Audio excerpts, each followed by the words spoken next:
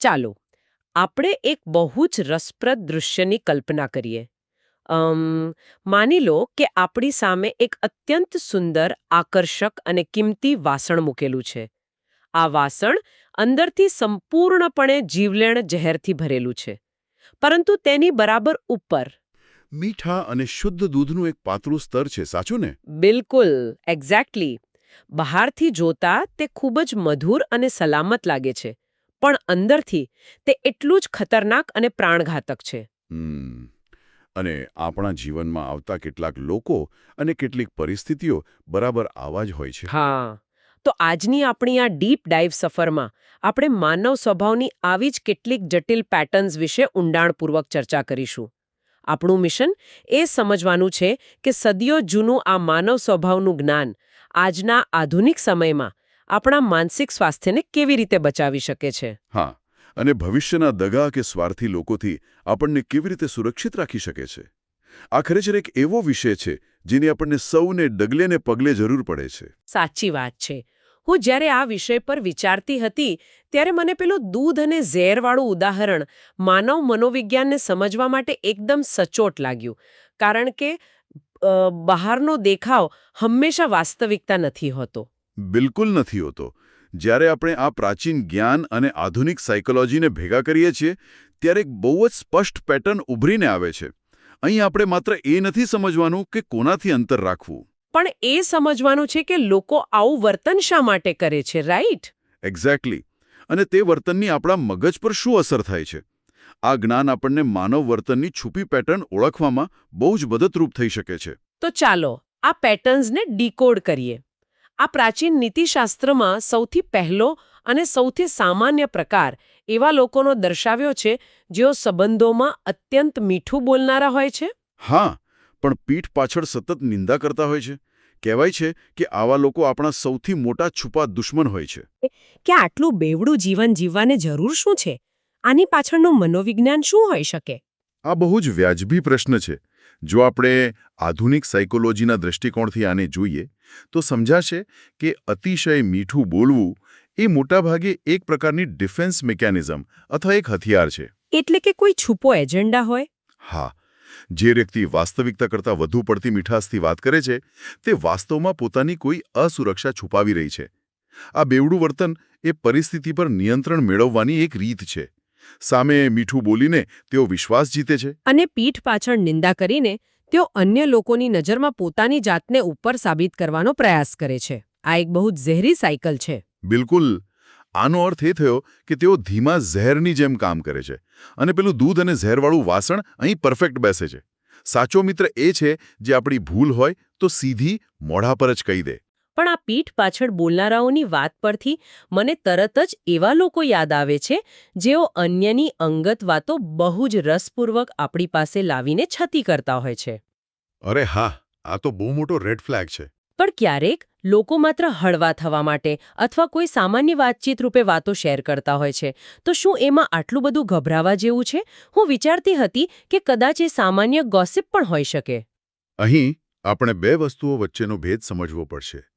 એક છે સામાન્ય વાતચીત અને બીજું છે કોઈનો અંગત વિશ્વાસ તોડવું. માનવ સ્વભાવની આ એક નબળાઈ છે કે લોકોને બીજાની અંગત વાતો જાણવામાં રસ પડતો હોય છે. જેને આપણે સોશિયલ કરન્સી કહી શકીએ. Exactly, social currency. પણ જ્યારે કોઈ વ્યક્તિ આપણી સામે બેસીને કોઈ ત્રીજી વ્યક્તિની અત્યંત ખાનગી વાતો ખુલ્લી પાડે છે ત્યારે તે વાસ્તવમાં પોતાની અવિશ્વસનીયતાનો જીવતો જાગતો પુરાવો આપી રહી છે.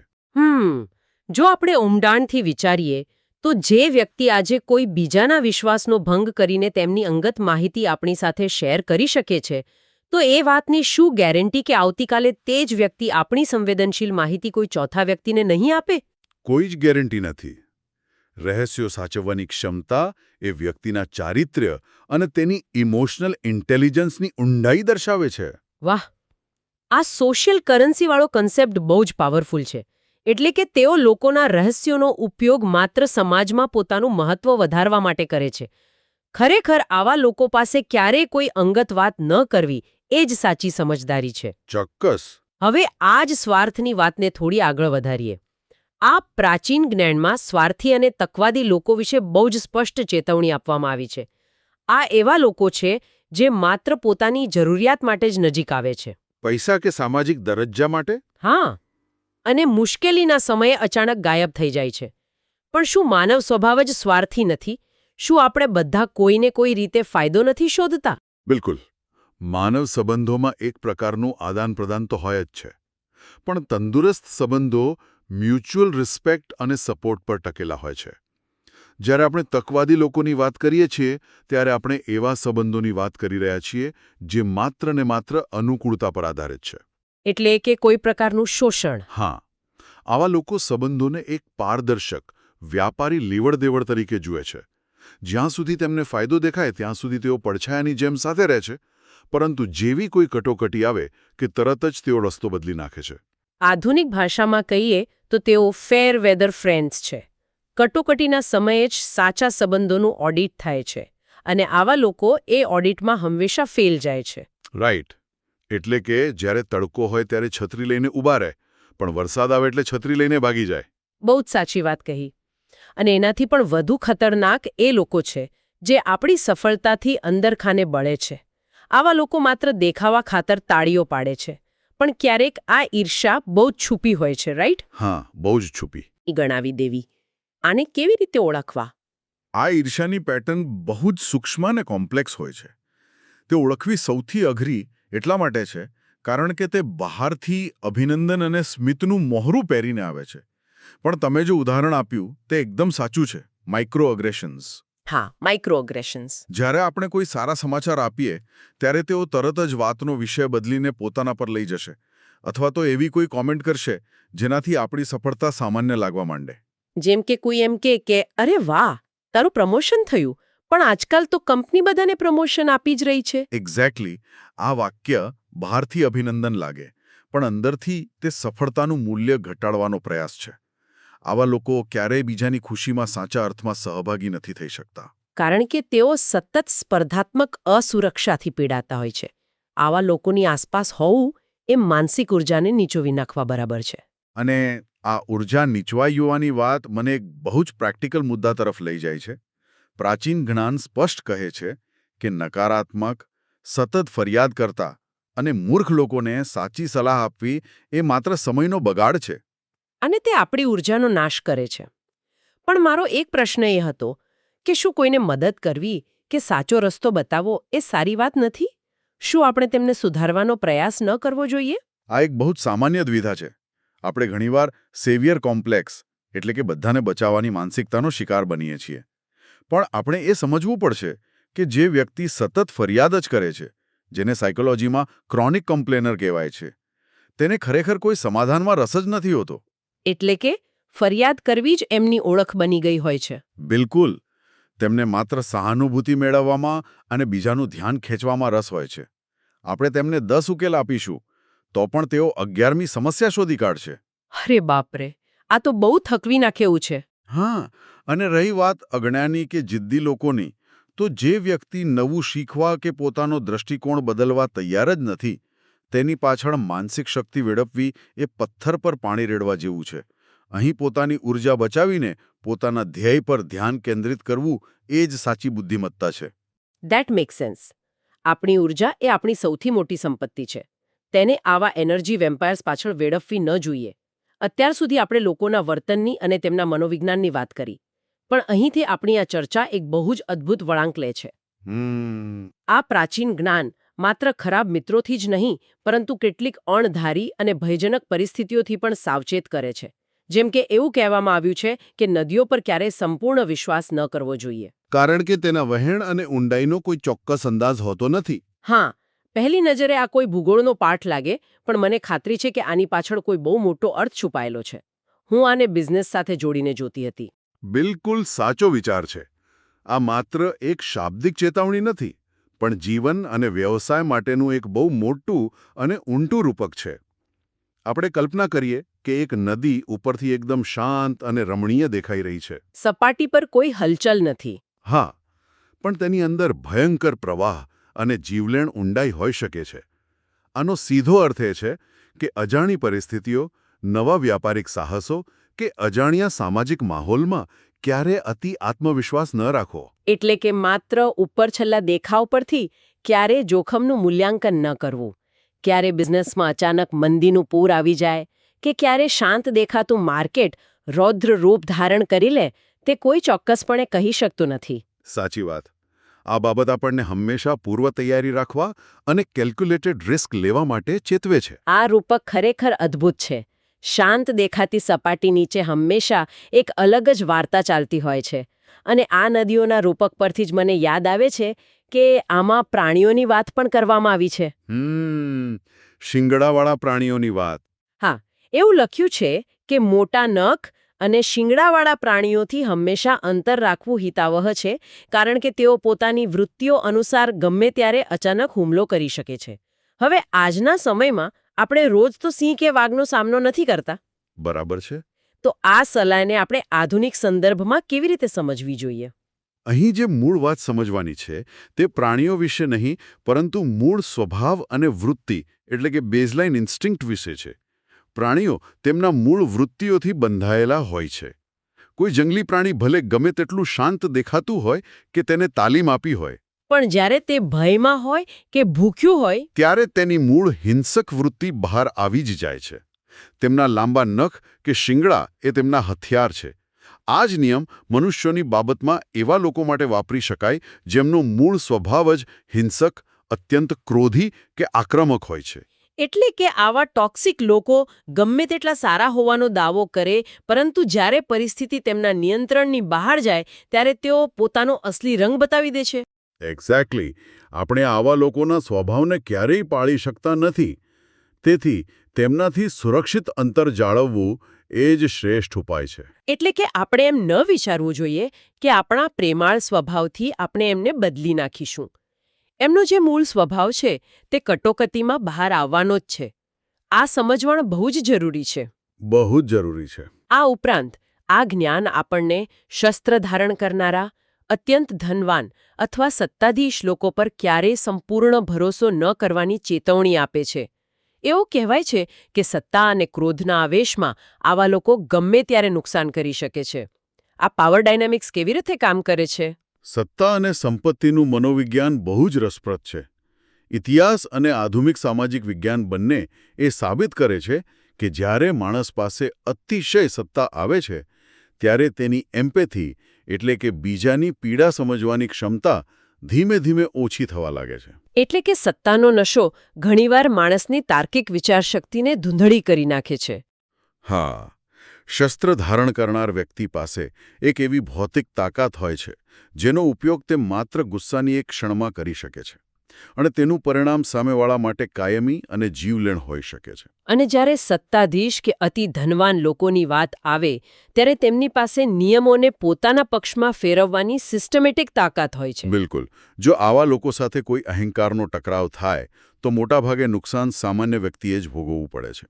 એટલે અહીં સલાહ એ નથી કે તેમની સાથે દુશ્મનાવટ કરવી, પણ તેમની સાથેના વ્યવહારમાં હંમેશા એક આદરયુક્ત સીમારેખા અને ભારે સાવધાની રાખવી. સંપૂર્ણ શરણાગતિ ક્યારેય ન સ્વીકારવી. સાચી વાત. આ વાત બહુ જ પ્રેક્ટિકલ છે. બાઉન્ડ્રીઝ સેટ કરવી બહુ જ જરૂરી છે. હવે આંધળા વિશ્વાસ અને બાઉન્ડ્રીઝની વાત નીકળી જ છે તો આ ચર્ચાનો એક છેલ્લો અને કદાચ સૌથી સંવેદનશીલ મુદ્દો લઈએ. આ પ્રાચીન લખાણો આપણને પારિવારિક સંબંધો, અત્યંત નજીકના સ્નેહીજનો કે સ્ત્રીઓ પ્રત્યેના આંધળા ભાવનાત્મક લગાવ વિશે પણ ચેતવે છે. આ બહુ જ નાજુક વિષય છે. હા, અહીં આપણે સ્પષ્ટતા કરવી જોઈએ કે આ વાત કોઈ ચોક્કસ જાતિ કે જેન્ડરના વિરોધમાં બિલકુલ નથી, પરંતુ આ આંધળા લગાવની માનસિકતા વિશે છે. આપણે બહારની દુનિયાથી તો સાવચેત રહીએ, પણ જ્યારે પોતાના જ પરિવારની કે પ્રેમની વાત આવે ત્યારે આ વાસ્તવિકતા જાળવવી કેટલી અઘરી છે. આ સૌથી અઘરું કામ છે, અને તેથી જ આ જ્ઞાન અત્યંત મૂલ્યવાન છે. અહીં એક બહુ જ પરિપક્વ અને સંતુલિત દૃષ્ટિકોણની જરૂર છે. મનોવિજ્ઞાનમાં એક શબ્દ છે કોગ્નિટિવ ડિસોનન્સ. ઓહ, કોગ્નિટિવ ડિસોનન્સ. હા, જ્યારે આપણે ભાવનાત્મક રીતે કોઈની સાથે અત્યંત ઊંડાણથી જોડાઈ જઈએ છીએ ને ત્યારે આપણું મગજ તેમની ખામીઓ કે રેડ ફ્લેગ્સને જોવા માટે ઇનકાર કરી દે છે. આપણી તર્કશક્તિ મંદ પડી જાય છે. એટલે કે પારિવારિક મોહ કે કોઈ વ્યક્તિ પ્રત્યેનું આંધળું આકર્ષણ ઘણીવાર એવી ગંભીર ભૂલો કરાવે છે જેનું પરિણામ ભયંકર હોય છે, કારણ કે આપણે સત્ય સ્વીકારવા માંગતા જ નથી હોતા. બિલકુલ. અહીં જ્ઞાનનો સંદેશ એ છે કે પ્રેમ ચોક્કસ કરો, સંબંધો નિભાવો, પણ આંખો ખુલ્લી રાખો. લાગણીઓમાં એટલા આંધળા ન બનો કે સામેવાળાના ખરાબ ઈરાદાઓ કે ગંભીર ભૂલો જોઈ જ ન શકો. સત્ય અને વાસ્તવિકતાનો સ્વીકાર હંમેશા કરતા રહેવું જોઈએ.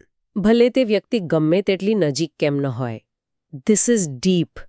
ખરેખર આ બધી વાતો આપણા રોજબરોજના જીવનને એક નવી જ અને સુરક્ષિત દિશા બતાવે છે.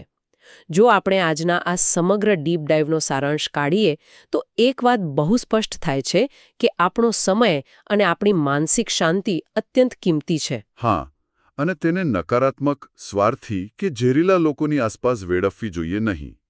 આવા લોકોથી યોગ્ય અંતર જાળવવું એ કોઈના પ્રત્યે નફરત કે દુશ્મનાવટ નથી, પણ પોતાની માનસિક શાંતિ અને સુરક્ષા માટે લેવાયેલું એક અત્યંત જરૂરી પગલું છે. બિલકુલ. આત્મસુરક્ષા અને પોતાની માનસિક શાંતિને પ્રાથમિકતા આપવી એ કોઈ ગુનો નથી. સંબંધો માત્ર પોતાના સ્વાર્થ માટે વાપરવાની વસ્તુ નથી. સાચી મિત્રતા અને સાચા સંબંધો એ છે જેમાં પ્રામાણિકતા, પારદર્શિતા અને એકબીજાના વિકાસની સાચી ભાવના હોય. મોઢા પર મીઠા શબ્દો બોલવા બહુ સાલા છે, પણ મુશ્કેલ સમયમાં સાચી વફાદારી નિભાવવી અને પડખે ઊભા રહેવું એ બહુ જ દુર્લભ બાબત છે. આજની આપણી આ ચર્ચા આપણને આ જ દુર્લભ સંબંધોને ઓળખતા શીખવાડે છે. સાચી વાત છે. આ બધું સાંભળ્યા પછી મને લાગે છે કે આપણે સૌએ એક બહુ જ પ્રેક્ટિકલ આદત કેળવવી જોઈએ. હવે પછી જ્યારે પણ કોઈ નવી વ્યક્તિ સાથે મુલાકાત થાય ત્યારે માત્ર તેમના શબ્દો અને મીઠાશથી પ્રભાવિત થવાને બદલે તેમના વર્તન પર ઊંડું ધ્યાન આપવું જોઈએ. ખાસ કરીને તેઓ એવા લોકો સાથે કેવો વ્યવહાર કરે છે જેઓ તેમને કોઈ જ ફાયદો કરાવી શકે તેમ નથી. હા, અને તેઓ જ્યારે હાજર ન હોય ત્યારે અન્ય લોકોની કેવી વાતો કરે છે. કારણ કે કોઈ પણ વ્યક્તિ લાંબા સમય સુધી પોતાનો અસલી સ્વભાવ છુપાવી શકતી નથી. આ એક ખૂબ જ શક્તિશાળી સલાહ છે. આ નાનકડી પણ મહત્વપૂર્ણ આદત જીવનમાં એક અદૃશ્ય સુરક્ષા કવચ બની રહેશે. શબ્દો જૂઠું બોલી શકે છે, દેખાવ છેતરી શકે છે, પણ કોઈનું સતત વર્તન લાંબા ગાળે તેનું સત્ય છતું કરી જ દે છે. આપણે બસ નિરીક્ષક બનવાનું છે અને ઉતાવળમાં કોઈને પણ પોતાનો સંપૂર્ણ વિશ્વાસ સોંપી દેવાનો નથી. બરાબર. તો આ અદ્ભુત, પ્રેક્ટિકલ અને ઊંડાણપૂર્વકના વિચારો સાથે માનવ મનોવિજ્ઞાનની આપણી આ સફર અહીં પૂરી થાય છે. આ પ્રાચીન જ્ઞાન ખરેખર આજે પણ એટલું જ પ્રસ્તુત છે જેટલું સદીઓ પહેલાં હતું. કદાચ આજના ડિજિટલ યુગમાં તેની જરૂરિયાત વધુ છે. અને જતાં જતાં આ એક વિચાર પર મંથન ચોક્કસ કરવા જેવું છે. આખી ચર્ચામાં આપણે બહારની દુનિયામાં સ્વાર્થી, નકારાત્મક અને ઝેરીલા લોકોને ઓળખવાની વાતો કરી. પણ શું ક્યારેય શાંતિથી બેસીને વિચાર્યું છે કે આપણા પોતાના જ કોઈ સ્વાર્થ, ગુસ્સા કે ઈર્ષાને લીધે અજાણતા જ આપણે પોતે તો કોઈ બીજાના જીવનમાં પેલા ઝેર ભરેલા વાસણ જેવું પાત્ર નથી ભજવી રહ્યા ને? એક્ઝેક્ટલી. સફર હંમેશા બહારની દુનિયાથી શરૂ થાય છે, પણ તેનું અંતિમ સત્ય પોતાની અંદર જ શોધવાનું હોય છે. વાહ, બહુ જ સુંદર વાત કહી. જો આપણને આજના આ ઊંડાણપૂર્વકના વિચારો અને માનવ સ્વભાવને સમજવાની આ સફર પસંદ આવી હોય તો કૃપા કરીને આ વિડીયોને લાઇક કરો, આપણા મિત્રો અને સ્નેહીજનો સાથે શેર કરો અને અમારી ચેનલને સબસ્ક્રાઇબ કરવાનું ભૂલશો નહીં. આપણે ફરી મળીશું એક નવા ડીપ ડાઇવ સાથે. ત્યાં સુધી સુરક્ષિત રહો અને જાગૃત રહો.